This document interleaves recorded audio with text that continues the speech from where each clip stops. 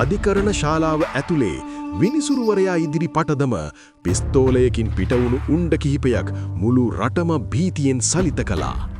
1990ට නොවැම්බර් 25 අත්තනගල්ල උසාවිය ලේවිල කරමින් වීරගුල පොලිස් ස්ථානාධිපතිවරයාව සහ ප්‍රාදේශීය සභා මන්ත්‍රීවරයාව ඝාතනය කළේ කවුද? තමන්ගේ සහෝදරයා ඇතුළු තරුණයන් 12 දෙනෙකුව මරා දමා ටයර් සෑයක පුලුස්සා දෙමු ම්ලේච්ඡ වවුල් කෙලේ ඝාතනයට නීතියෙන් දඬුවම් නොලැබෙන තැන ඔහු නීතිය තමන්ගේ අතට ගත්තා. ඔහු තමයි ගම්පහ ඔස්මාන්. මෑතකදී තිරගත වනු ෆාදර් සිනමා පටයටත් පාදක වනු ලංකාවම හෙල්ලූ ඒ බිහිසුණු පලිගැනීමේ සැබෑ කතාව අද අපි දිගහරිනවා. ඔබ තවමත් අපව සබ්ස්ක්‍රයිබ් කරලා නැත්නම් දෙන්ම සබ්ස්ක්‍රයිබ් කරන්න. අපි යමු වීඩියෝවට. පොඩි සංගීතය. මට කෙලිය නේද තරුණ කැල. කවුද කො මේ මණ්ඩ ගෙනාවේ?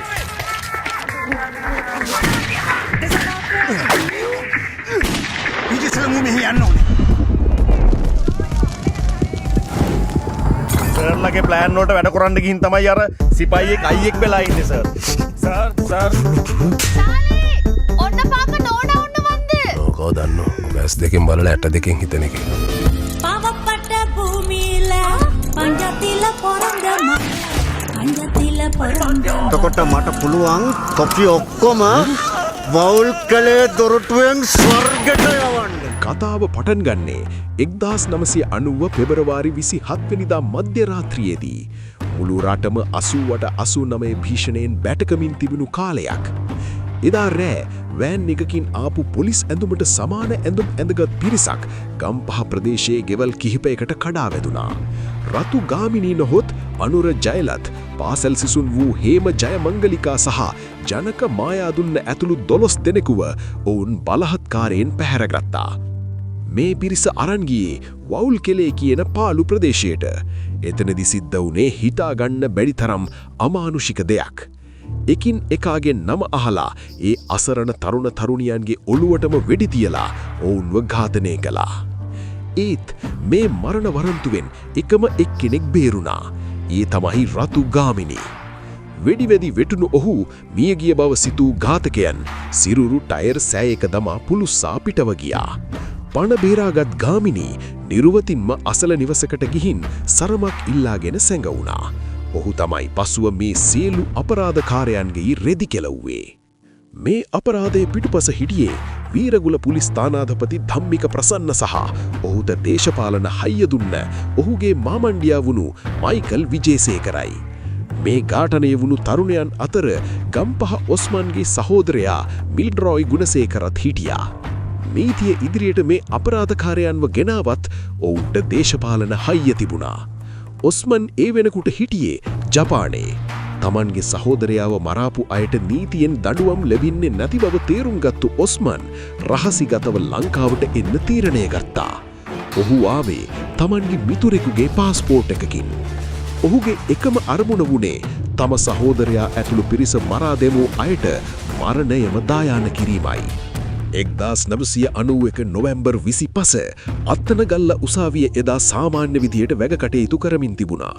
උදේ 10ට විතර නිල් පාට කබායක් ඇඳගත් පුද්ගලයෙක් උසාවිය ඇතුළට ආවා.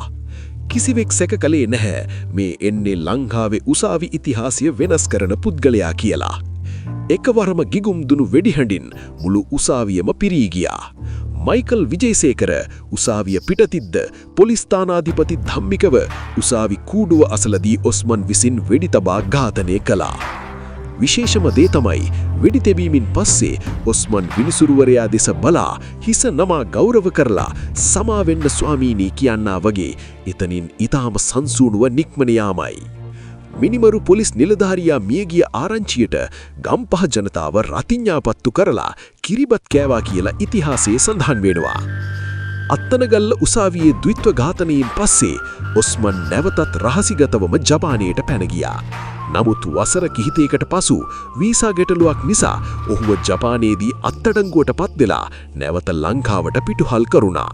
මුළු ලංකාවම බලාගෙන හිටියේ මේ සිනමා පටයක් වැනි ඝාතනය කළ පුද්ගලයාට නීතියෙන් මොන වගේ දඬුවම් ලැබෙයිද කියලා. නමුත් නාඩු විභාගයේදී සිද්ධ වුණේ හිතාගන්න බැරි දෙයක්. උසාවිය ඇතුලේ දහස් ගණන් සෙනගන් මැද්දේ මේ වෙඩිතැබීම සිද්ධ වුණත් ඔස්මන්ට විරුද්ධව සාක්ෂි දෙන්න එකම එක් පුද්ගලයෙක්වත් ඉදිරිපත් වුණේ නැහැ. එදා උසාවියේ හිටපු සාක්ෂිකරුවන්ට හදිස්සියම සියල්ල අමතක වුණා. ඇත්තටම ඒ බය නිසා නෙමෙයි මියගිය පොලිස් නිලධාරියා සහ දේශපාලනිඥයා කෙරෙහි ජනතාව තුළ තිබුණු දැඩි පිළිකුල සහ වෛරය නිසායි. අවසානයේ 2002 වසරේදී ඔස්මන් සියලු චෝදනාවලින් නිදොස් කොට නිදහස් වුණා. ඔස්මන් කියන්නේ සාමාන්‍ය පාතාල සමාජිකයෙක් නෙවෙයි. ඔහුට ආවේනික වූ ප්‍රතිපත්ති කිහිපයක් තිබුණා.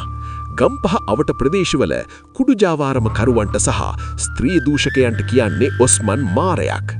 තමන්ගේ ප්‍රදේශයේ අසරණ මිනිස්සුන්ට කරදර කරන ඕනෑම බලවතෙකුට එරෙහිව ඔහු නොබියාව නැගී සිටියා. ඒ නිසාම ඔහු රොබින් හුඩ් වැනි චරිතයක් ලෙස ගම්පහ ජනතාව අතර ප්‍රසිද්ධ වුණා. ගම්පහ ඔස්මන් කියන්නේ සාමාන්‍ය පාතාල සමාජිකයෙක් නෙවෙයි. ඔහු කුඩු ජාවාරමට සහ ස්ත්‍රී දූෂකයන්ට එරෙහිව තනියම සටන් කළ අපූරු චරිතයක් විදිහටයි ප්‍රදේශවාසීන් අදටත් ඔහුව හඳුන්වන්නේ. අසාධාරණයට එරෙහිව නීතිය ක්‍රියාත්මක නොවන තැන මිනිස්සු නීතිය අතට ගන්නා ආකාරය මේ කතාවෙන් මනාව පැහැදිලි වනවා. මෑතකදී තිරගත වනු ෆාදර් සිනමා පටය තුලින්ද මේ කතාවේ ආභාසිය ඔබට දකින්න ලැබෙන්න ඇති. ලංකා ඉතිහාසයේ මේ වගේ සැඟවුන් කතා තවත් ගොඩක් තියෙනවා. ඔබ මොකද හිතන්නේ? ඔස්මන් කලේ වීරකමක්ද නැත්නම් අපරාධයක්ද? ඔබේ අදහස පල්ලෙහායින් කමෙන්ට් කරන්න.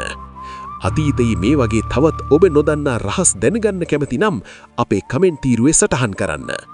ලංකාවේ සැඟවුන් ඉතිහාසයේ සොයා යන තවත් වීඩියෝ එකකින් අපි නැවත හමු වෙමු.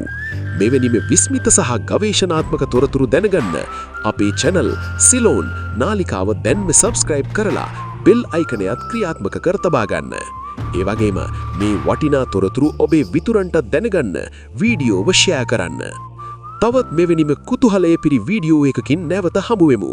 එතෙක් ඔබට සුබ දවසක්. භෝජනයට ප්‍රාණගත් පැතිරුවෙකුද මිත්‍යා කැඩුවම බොල ශික්ෂා සොබදහමත් අහිපනයා දැනෙන්නද මුට මගයකයා තයුක්තිය දැනෙ නැසකයා රැකපන්නන කැඩුවතිනු බේතසරයක් හෝම්බතියගනි මගේ පරතරයක් යුක්තිය බිහිවනාද තියෙනව මෙහෙ කඩවරයක් ඉඳගෙන බොගේ බාධා කිය පිය තුරුවෙන ගාතා හනිනෝ මම බාධා කිය තුව නොයගෙන මාතා Come Pala nigga father Hamu ava te di vidi e di father Bali navi ava deva karane father Asa dara neta viru the father Come the naga reka pala nigga father Hamu ava te di vidi e di father Bali navi ava deva karane father Asa dara neta viru the father Danam bota binayak හොඳට මදිනයක් උඹ කරුමය මගේ නිජබිම කරතරනව බොට නිරයක් මම කලයි වයිය මුවහක් යන බිඳගෙන කොරහක් උඹ සොරබොරු උඹ පොරබොරු මම පොර කැවේ මොන පුලතක් හමුවේ මාව තේදි වීදියේදි ෆාදර් මේ ගමනේදි මට මුණ ගැහුණා